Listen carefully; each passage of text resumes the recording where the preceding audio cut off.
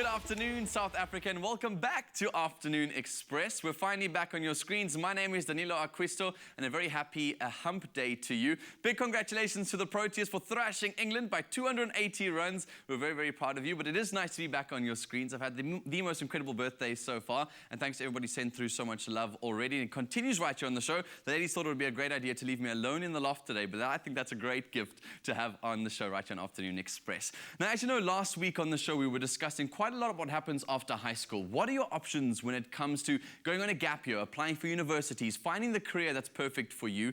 Today, we're changing it up a bit and we're moving it one step further. What happens to those university graduates? The job market is very, very tough. So today, we're focusing on three important elements. First of all, that all-important CV, how to put together the perfect CV. If this sounds like something you want to know, make sure you tune into the show today. Then besides your CVs, what happens at that interview? How do you nail the perfect interview? We've got the experts in the loft to share that information with you. Plus, we know that lots of people apply for jobs and get rejected in the process, and it can affect you psychologically and emotionally. We're also going to deal with how to cope with all of those different factors when you are applying for your first job. So it should be a fascinating show, so make sure you guys tune in from beginning right until the end. Also, if you want to change your career at some point, and that's something that might be stressing you out, we'll be discussing more about that with you later on Afternoon Express. So I'd love to hear your thoughts. Tweet us at Afternoon Chat using that hashtag Afternoon Express, especially if you have questions for our experts or comments on the specific topic. I know it can be quite stressful for many,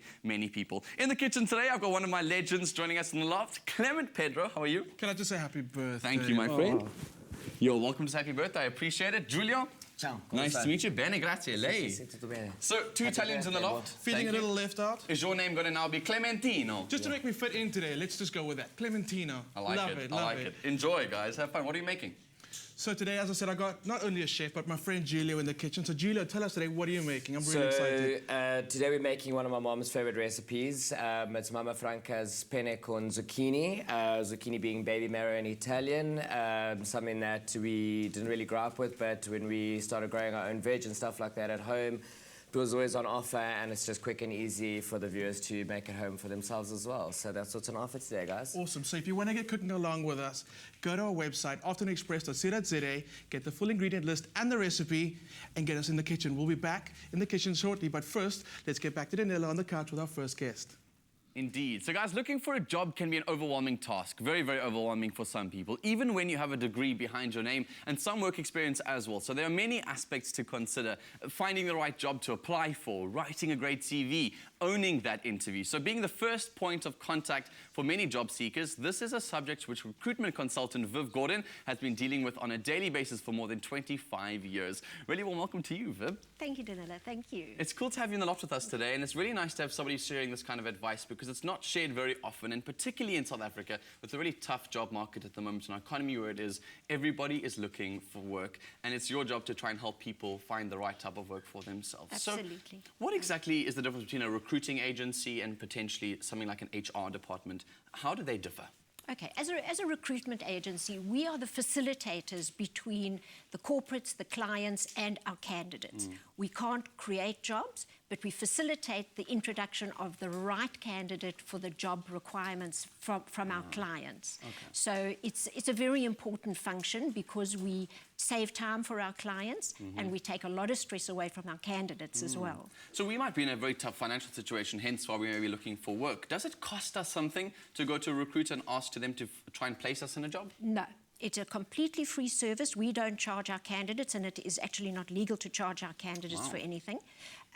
So as a recruitment agency, we actually work on risk until we place somebody in a position. Sure, so it's actually a win-win for anybody trying. Yes, It's very worth, much so. Definitely Very much worth so. going through. And you've got a lot of experience with what careers are out there, what jobs are out there, Yes. what kind of departments people should find themselves in. And it's important for them to go through that process before you start applying for a job. Well, we like to classify ourselves as career people, not as opposed to a job placement. We help people plan their careers from what they've studied, how to get to their end goal. And they might have a big idea in their mind of what they want to do. I want to be CEO of a big corporate bank. Yeah. And you might say, listen, with that kind of experience, you should maybe focus your energy on something else. Yeah. So that's Yeah. important advice to give. And I think the process begins with that CV. I've dealt with so many young people who have contacted me even personally to find out how it is that you put together the perfect CV. And it is seems to be different across the board. What makes a perfect CV? Okay, well, the CV is the Bible of your life. It's really worth spending a lot of time on. Take your foundation and build on your foundation. You start with your personal details, you lead into your educational details, and if you've got any job experience, you then state your job experience. Along the way, if you're an entry level, a graduate, put down your achievements at school. Did you play rugby? Were you in the debating society? Anything that embellishes you as a person, that makes you interesting. And as you go along in life, that document is fluid. And as you get experience, so you can discard some of that stuff and you add your new stuff, and it is fluid, but always be honest and truthful. True. It's that got is an to important be one. What are the risks of maybe putting down something that's false? Because I know it's a very fine line. Some people might say that I exaggerated by putting another extra few months on a contract, or I might have added a skill that maybe I'm not the best at, but I can ice skate. Is that valuable information to you? What kind of consequences come with lying on your CV? Well, if you're ever caught out, that trust will be broken, and it's very, very difficult to restore that trust. So be absolutely honest about it. One can always rationalize and talk through why you did something, why you left the job a little bit sooner than you should have, rather than lie about it. Okay. Let's talk practicalities around the CV. What is contained and what is irrelevant? Because I've seen lots of CVs come into offices with profile pictures, with pretty little borders. What exactly is appropriate to put into CV and what is not appropriate? You've mentioned personal details, you've mentioned achievements, you've mentioned education, work experience. What are the beginning to ends of a CV? Right. Firstly, choose a good typeface, something that is very easy to read. Do not write in capitals. Okay, or in cursive. Or in cursive. Capitals is shouting. It's really, really difficult to read. Photographs, if you're going to have a photograph, a very professional head and shoulders. Okay. Do not have one of you at your wedding with the groom cut off and holding a champagne Or a glass. selfie, please. Or a selfie, or a plunging neckline. Really, it should be very, very professional. Looking for a job is very, very serious business. And you're sending your CV to somebody who has very little time. So it has to be a compelling document. It has to have something that's going to jump out at you. Okay. And then from that onwards, you've got your personal details. Your personal details, your educational details. Yeah. Please keep your matric certificate and your qualifications, your actual certificates. As an addendum? You could, as long as you've got them, you don't have to attach them, but you will be required, the recruitment consultant and the company will verify them. Okay. So you do need to have them. Personal interests? Personal interests, definitely add that. It makes you an interesting person. It gives us an indication, are you a team player? Do you have a cerebral side to you? Are you arty? So yes, those are very, very important to give us a rounded feeling about you. References? Only if you have been given permission and are confident to put references on your CV. Should they be somebody that's going to vouch for your good work, or is it just somebody who's going to talk to your character? Well, if you haven't got any experience, they will talk to your character. If you've got work experience, it will be about your work ethic and your skills. Sure. But you have to get permission. If you put that referee on your CV, you're actually giving somebody permission to phone, and you might still be employed. So be very circumspect about what you include as a referee. Awesome. One of the questions we got from our social media sites, Meta asks, how many pages should a CV contain? As an entry-level person, 1 page. With experience, maximum 3. You do not want to be too verbose. You will lose the interest of the recruiter or the HR person. You want to grab their attention. Yeah, it's quite related to our next one. It was from Led Dwabo, who says, how should a graduate with no experience then structure their CV? Do they attach a cover letter? I personally don't like a separate cover letter. I like the cover letter in the email, so that it doesn't get detached from your application and we can look at it all in one document, because they tend to get detached. Be very careful with a motivation in your CV, because your motivation for each job that you're applying for will be different.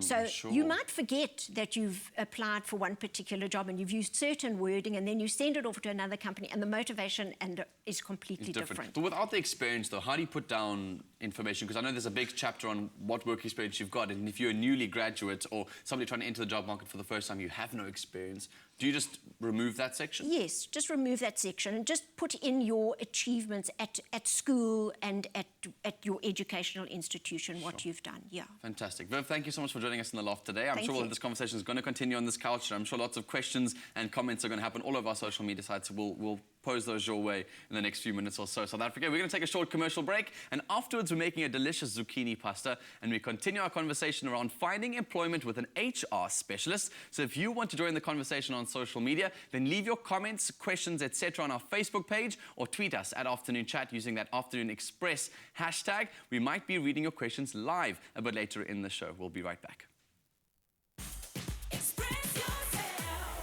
Willis and I collaborating to raise 100 million rand through the My School program. Are you with us?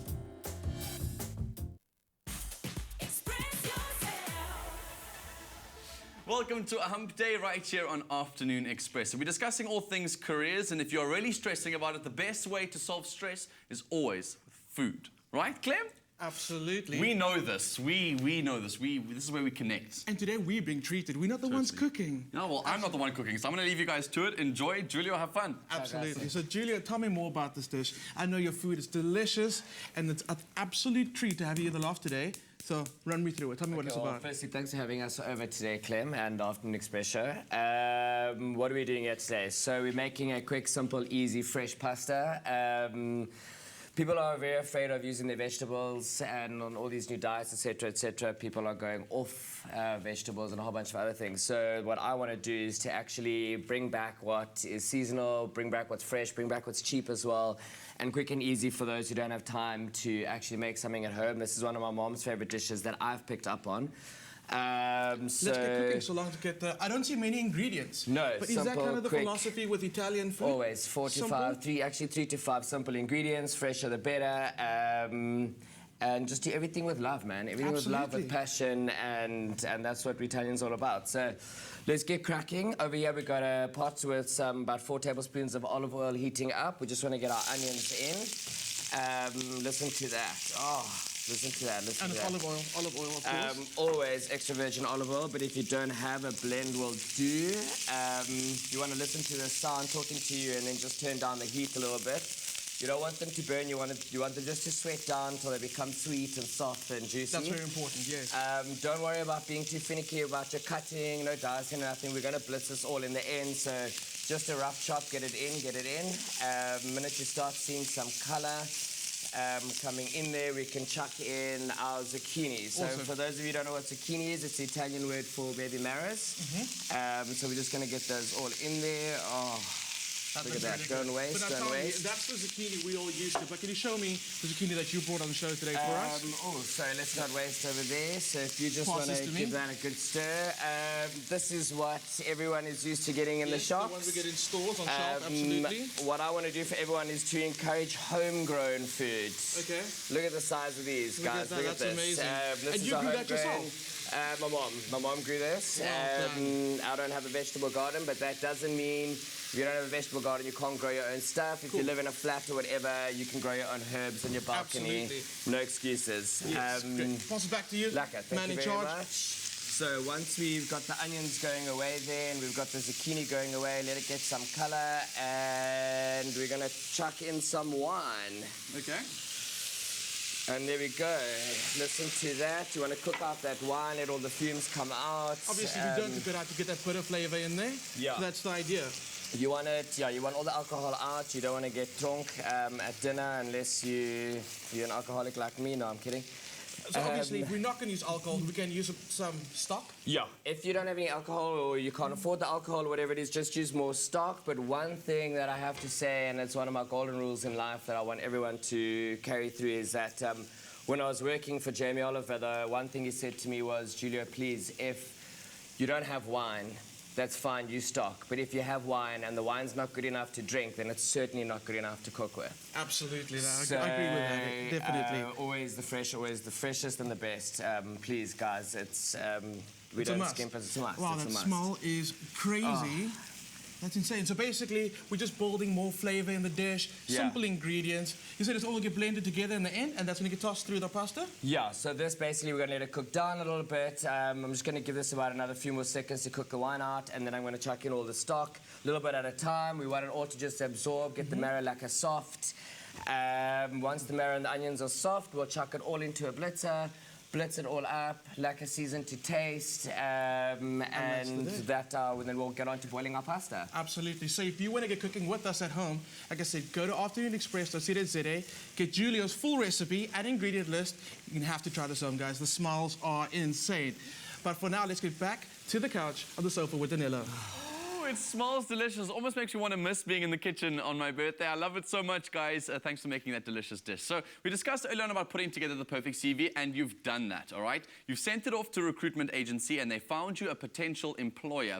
The next step is an interview with the Human Resources Department at the company you've applied for. Now, this is a very, very important step in securing a job because the HR representative has the power to decide whether or not you are fit for the position. So we're joined by HR specialist Serena Rogers to learn more about what exactly she is looking for in a candidate. Now, that makes you sound like the devil already. Oh, no, I'm not, trust me. Oh, people make it sound like such a nerve-wracking experience. They think I walk in the door immediately to a company for an interview and the HR person has judged me before I've even opened my mouth. Now, is that true? No, that's not true. What we're looking for when a person comes in, there are 3 things that we are looking for. And basically, can you do the job? Do you have the abilities to do the job? And you've already been invited for the interview, so we know you have the abilities. But are you able to learn new skills to perform the job? The next thing we're trying to determine is, will you do the job? That relates to your motivation. Yeah. Do you have the desire and willingness to do the job? And then thirdly, we're looking, are you a good cultural fit? Do you fit in with our value systems here at our company, and will you be able to get along with the peers? Yeah. Everybody that comes for this interviews might say that, yeah, but that sounds perfectly natural. And they might still think, but I feel judged, or I feel like I don't know how to put my best foot forward when it comes into an interview. So what are potentially some of the do's and don'ts of any kind of interview at a company? Okay, well, I added in previous, don't chew bubble gum. Yes. What you do need to do is be responsive in your interview. Don't give one-word answers. Elaborate more, but be careful not to be rambling. Be confident in your interview, but be careful. Don't be too arrogant or be pushy. Be energetic. You know, we're looking for people that have energy, and somebody that is upbeat or inspires. It's more likely to get that job and makes you feel energized as well after the interview. And then show enthusiasm. Be enthusiastic in your interview. Show that you want this job and you're the best person. So let's maybe take it a step back. So before I've even actually maybe arrived on the day itself, do you do background checks on us before we come for our interviews? Do you go and check out our social media sites? Do you put out job requests on social media? How do you go about selecting people like that? Okay, we do put out requests on social media. For example, Facebook, we can advertise on Facebook for various vacancies. In LinkedIn, you can research on your LinkedIn profile as well, especially if you're looking for a specific type of skill. You can look at your LinkedIn profile. Therefore, you need to ensure that you have a professional profile. Sure. How do I know if I've walked into an interview? So, for instance, I've applied on your social media accounts. You've seen my CV. You clearly have invited me over to an interview. How do I know after an interview that it was either a success or a failure? What are the telltale signs of an interview going well? Well, telltale signs is that you'll feel energized. You'll feel good. There's a good rapport between you and the person interviewing as well.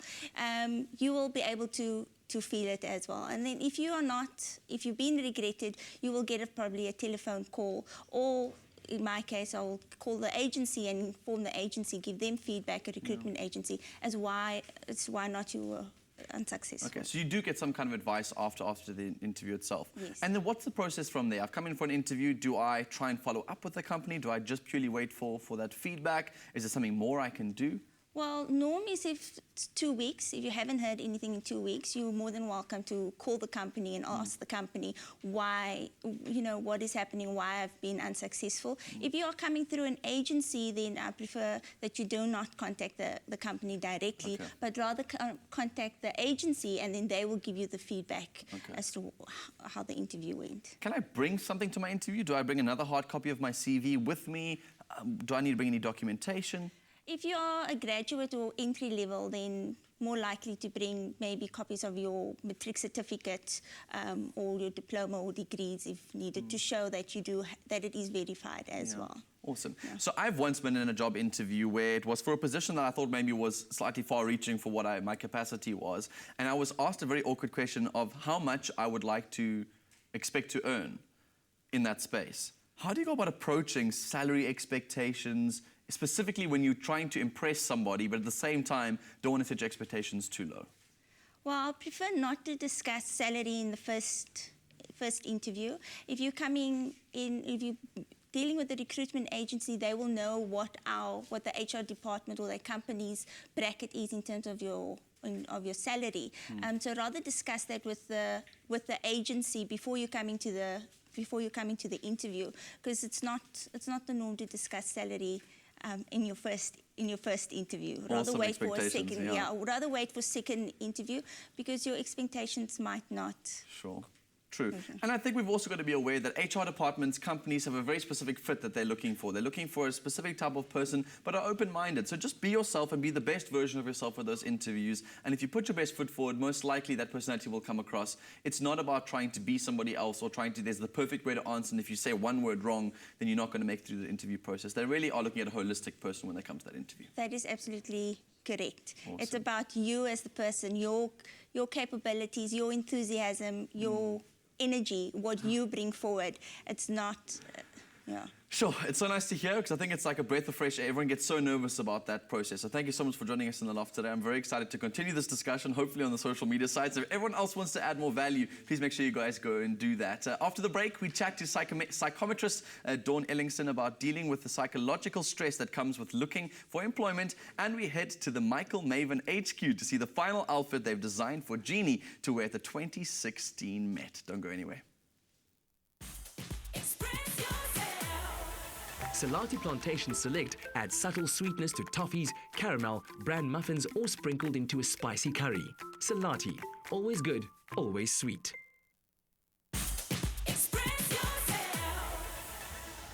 Welcome back to Afternoon Express. It's so awesome to be in your living rooms this afternoon. So we've discussed the technical aspects of job seeking, but what about the emotional side? Now, quite often we can search for a job for months without any success and face a lot of rejection in the process. And what if you've been in the same job for many years and want to make a change? These can be tough problems to deal with psychologically, specifically. So we're joined by psychometrist Dawn Ellingson, and hopefully she'll be able to answer all of these sort of questions for us. So Dawn, welcome back to the loft. It's really cool to have you. Lovely you always to be here. provide so much awesome advice for people, and they always leave so encouraged. So let's encourage those who feel like they've been through this process and been rejected.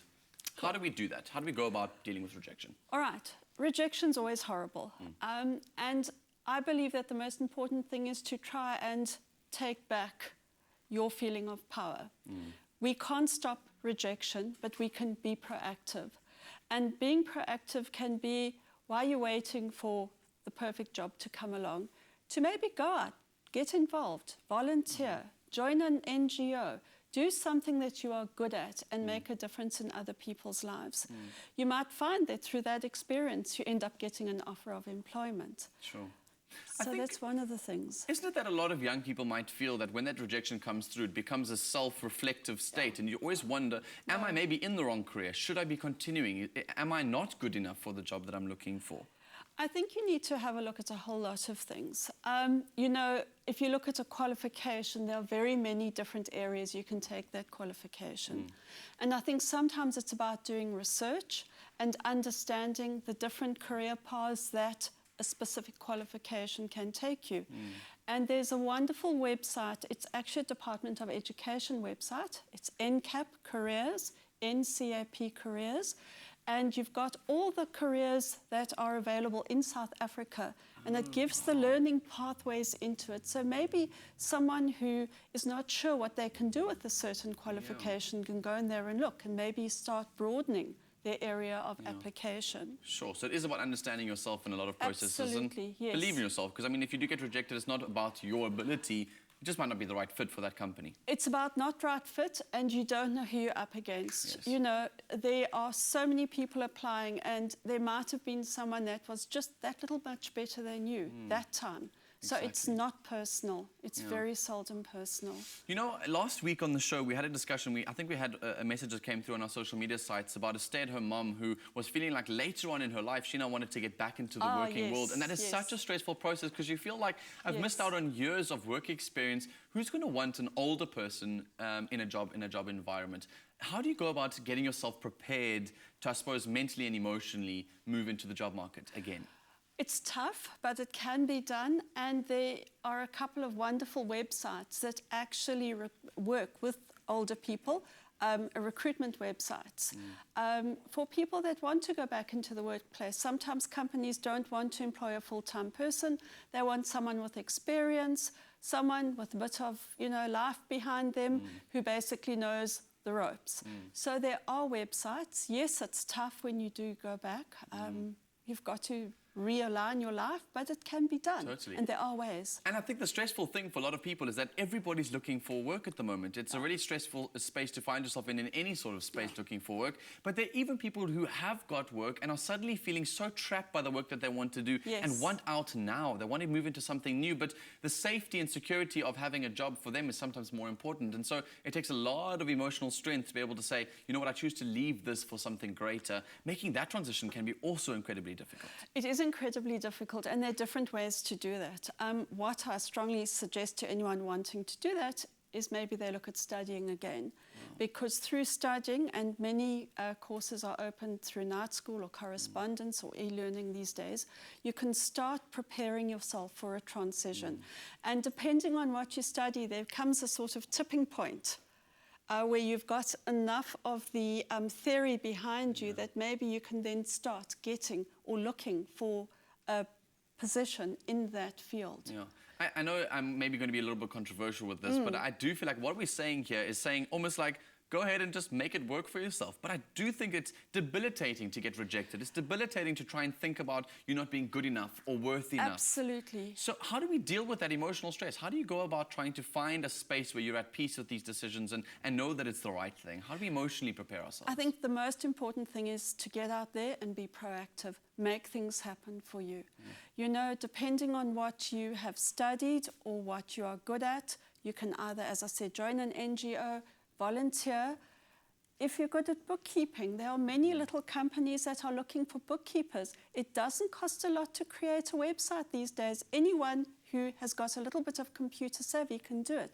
Get your name out there. Go to your church. Go to different people and offer your services. Start small, but slowly build. And who knows, by the time the job offer comes, you might actually be you might be happy running your own little company. True, exactly. They might be asking if you can employ them at some point in your life. So I think it's about getting out there. Sitting, waiting makes a person feel helpless, and it's that helplessness that wears you down. Awesome. Dawn, thank you so much. So it's pleasure. about being proactive, and when you do feel stressed, go out and try something, do something. And do something for someone else. Totally. Very, very exciting. Thank you so much for sharing Pleasure. this awesome information. I think a lot of people get really, really stressed about going to go find a job. And the most important thing, first of all, is to find out who you are and what you want to do with your life, and then go out there and just try something out there. And that'll start that ball rolling in terms of getting a career started. On a much lighter note, though, I know this weekend is, everyone's looking forward to this weekend. I have a lot of my friends in the industry all saying how excited they are to head over to Cape Town. And we're discussing the Met 2016. So a rare blend is achieved when unexpected elements come together to create something exceptional. And that's exactly what happened when we collaborated with acclaimed South African designers to create a unique look for each of us to wear at the 2016 Met. It's the week of the 2016 Met, and I'm completely inspired by the theme, a rare blend. So much so that I've teamed up with the incredibly talented team from Michael Maven, and today is my final fitting. Wait. In our previous episodes, Jeannie turned to Instagram and was inspired by the rare blend of a sports luxe aesthetic for the 2016 Met. So at our last meeting, we developed the sketches. And now what has been that process from when we last met to what I'm going to see today? We've been hard at work trying to get something, down for you to fit to the T, and I know it's going to look absolutely amazing on you. Today we'll just be doing the fitting and making sure that everything is exactly what you want and exactly what we envisioned the garment to look like.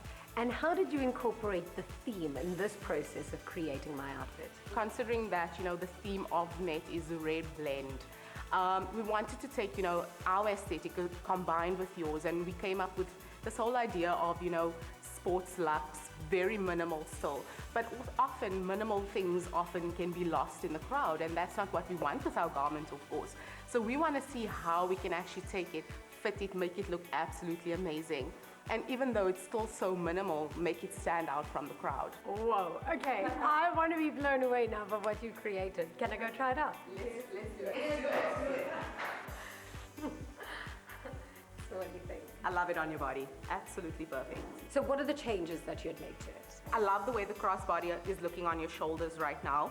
We're going to take it in a little bit around the neck especially so that it's comfortable as well. The skirt, we're going to keep it high in the waist so that there's not too much flesh showing. It's a little bit conservative still, but it's very sexy. Very, very sexy. And then we're going to take that slit up a little bit higher and then cinch in everything in the hip area. I want to see your shape without also not seeing too much. Other than that, it looks absolutely amazing on you. Okay, let's talk accessories. Shoes, handbag, jewelry perhaps? Well, Julia, to play into the rare blend thing, we definitely need to make sure that the whole sporty element is very, very visible. In terms of a shoe, we could suggest like a really, really good nice sneaker.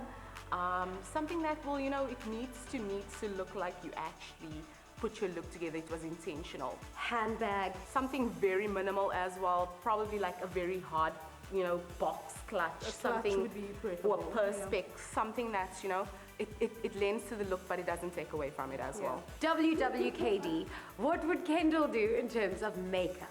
I think going very smoldering looking. I think we should go nude on the lip though. Yeah. I really do. And I think like that with the short bob would look amazing, and then just like contour yourself. And also like, we don't want like elements to be playing up against each other. So I think the nude lip, yeah, you know, playing on the eye, contouring a lot would look amazing. Tune in next week to see Jeannie's rare blend outfit head to toe as Afternoon Express hits the red carpet at the 2016 Met. Jeannie looks so excited. I hope you guys are too. We can't wait to reveal our rare blend of fashion at the 2016 Met this weekend. Join us at the Kenilworth Racecourse in Cape Town this Saturday, the 30th of January, or don't blame us if you miss out. Horse racing, fashion, music, what else do you need from one of the world's most prestigious horse racing events? We'll see you there, and we'll see you also after the ad break.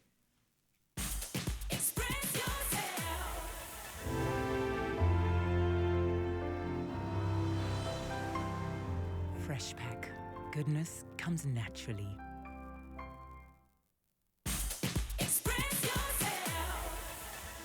A warm welcome back to Afternoon Express. We hope you're having an absolutely incredible afternoon with us right here on the show. In the kitchen, Clem and Giulio have been making something delicious, and it all just looks great and very simple this side, typically Italian. That's exactly what it is, isn't it? Yeah, as you can see, I'm typically Italian as well. I seem to be the shortest out of all of you guys. You can't have two Italians in the kitchen. I'm going to leave you guys. Bye! Bring me a step ladder so I can... Show me what we got. That's after we've now simmered off our onions and our zucchini. That looks amazing. Like that. So as you can see, we've also left a little bit of the juices in here as well, because when we blend it up, we don't want it to go to like a soup consistency. We want it just to be... Sauce. It's a sauce. It's a sugo. Sugo means sauce in Italian. So I knew that. Thicky, mushy. I knew that. Guys, if you've gone too far with your sauce, or claim if it's gone too dry, whatever, don't stress. And you've run out of stock, don't stress. Take about half a ladle of your water from your pasta, the salted water from your pasta, then just add about half a ladle until you get the right consistency. That's a great tip. If you need to add a whole ladle, that's okay. So guys, this is what we're looking for, nice and soft. We're gonna just chuck it in here all together, easy peasy, pudding and pie. Don't waste. More is more. So I know you just opened your own cafe. Yeah. Can we expect food like this at your cafe? You can indeed. We've got we've got some really cool recipes in our cafe, a lot of pasta recipes as well. You can hold that for me, please, Uncle Clem. Let's just give us a quick blitz over there. Yeah, this is going to be one of our pastas coming on our recipe on our menu soon as well. Okay. And it's seasonal, and also you can turn this into a soup as well if you really don't have pasta in your... So we want to just keep going a little bit longer. Zuppa di zucchini. Zuppa di zucchini. You see I speak Italian? Yes, it's Clementino. You got it, boy, you got it. It smells Let's just insane. get this, let's just get this back in there. So this looks like a dish that will typically feed 4? Yeah. Well, typically it would feed 4, but I think Danilo can back me up on this. If you're an Italian family, this is about a Max a father and son portion, so don't be afraid to double up on the recipe if you are like my family. Unfortunately, our eyes are as big as our stomach. Okay, so smells insane. Smells lekker, guys. Let's just get this all in there. Maybe if you could just hand me the ladle and give that a good toss around. Want me to do that, Salon? Yeah. You give it a good toss around in there. And it's so simple. I mean, it's literally like minimal ingredients, and it looks and smells amazing. What we have, I think we had about 5 things there, of which some of them you already have at home in your cupboard, so it is hardly expensive at all. As I say, just always good quality stuff, fresh.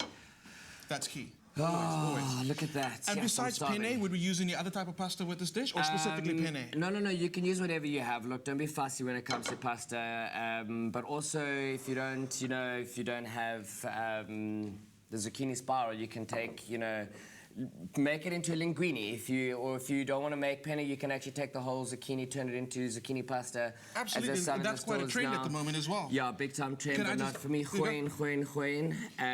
This smells amazing. This pasta for 2. Pasta for Dad and I, yeah. Okay, cool. What's next? If you could just grate me over some Parmesan cheese, and then we're going to, these we're going to pop in on top. Some fresh basilico, guys. You can add in whatever you want. Basilico, that's basil, right? Yeah, basil. If you want to and you don't have basil, add rocket, add toasted pine nuts. Make it your own. Do as you wish. You don't have to follow me entirely. But Say when. Go. You can never have enough cheese. Cheese is cheese. Okay, that's it, buddy. Thank you. There we go.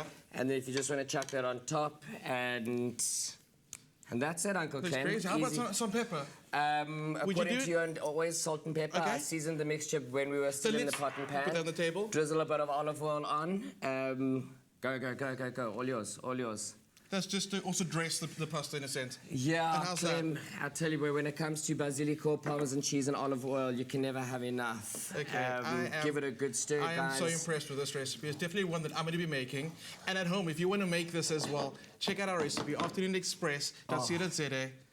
All the ingredients, Giulio's amazing recipe. Get it on there and get cooking. This looks amazing. This is one you have to try. Absolutely. Well done, Giulio. Thanks, buddy. Well done. That's amazing. So back to the couch with Danilo for the next part. That's his breakfast. Yeah, I literally wasn't even listening to any of these ingredients because all I took from what Giulio said was that you can never get enough cheese, and that's me. Never enough cheese. Right here on Afternoon Express. Looking forward to tasting that recipe, man. It smells absolutely delicious. So on the couch today, we've been focusing about graduates. How do you go about getting that first job? It's one of the most stressful parts of anybody's life. It comes with a lot of rejection. It comes with a lot of hard work too. And so we're all our experts on the couch, and it's a perfect chance for you to send us all your questions and comments on our social media accounts, Afternoon Express on Facebook or Afternoon Chat on Twitter. We'd love to hear from you.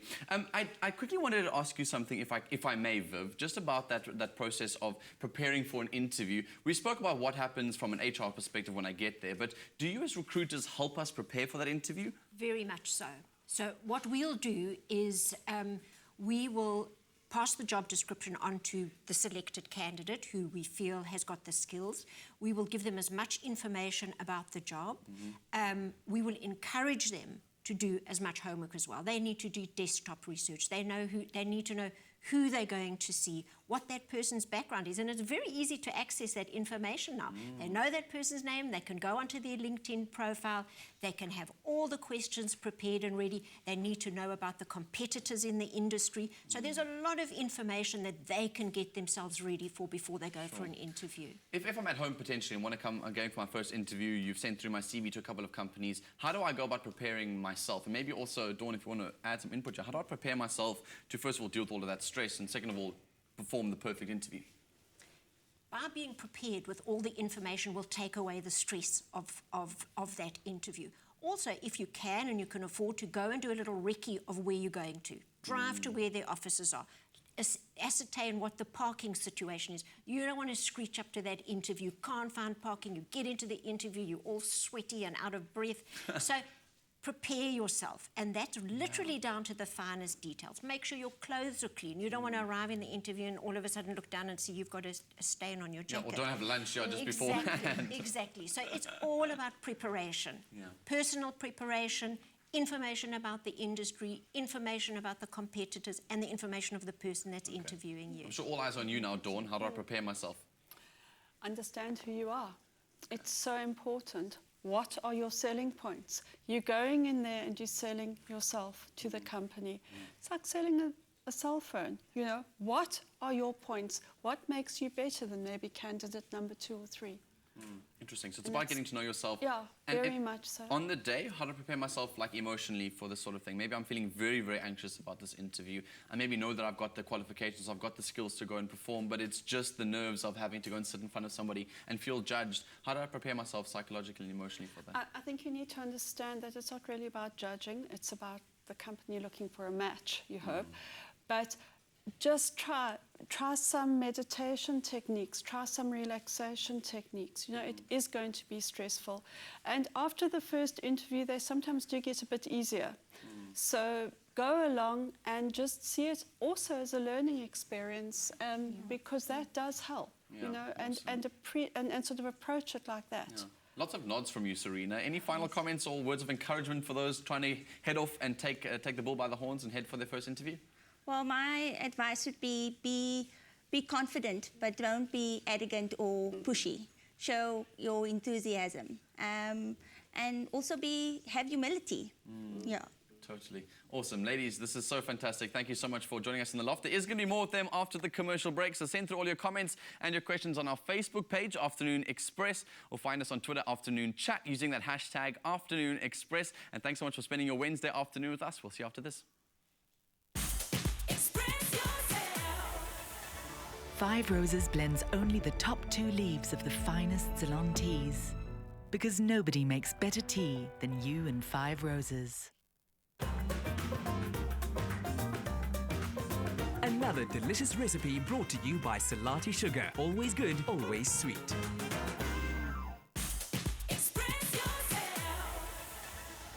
Welcome back to Afternoon Express. We hope you're having a fantastic afternoon relaxing with us right here in our loft. Now, we were discussing all about those graduates. What happens when you want to try and apply for the job? And it seems a lot of our questions on social media revolve around that all-important CV. And we got a question that came through from Julia Mahlangu, who says, I've been to the college studying office administration, which I could not complete due to unforeseen circumstances. Now, can I still attach the information on my CV? And can I state on my CV that the course is not completed? So, first of all, I think that's sort of two-part questions. Do I put uncompleted work on my CV, and where does it go? Yes, if it's an incomplete educational element, yes, you are included under education, and if you've had to cut short for whatever mitigating circumstances on your employment, you put it under your employment, and you just give a reason for leaving it. So you do need to rationalise it, but definitely include it. So put as much as you can, I think, on your CV is the most important part. So maybe, but you put it under the skill, do you put it under education? Under education. If it's an incomplete education element, under education. Okay, fantastic. One thing I think we all need to understand about our CVs is, first of all, how to structure them. Can I, like, for instance, handwrite my CV, or can I find a template somewhere to complete a CV on?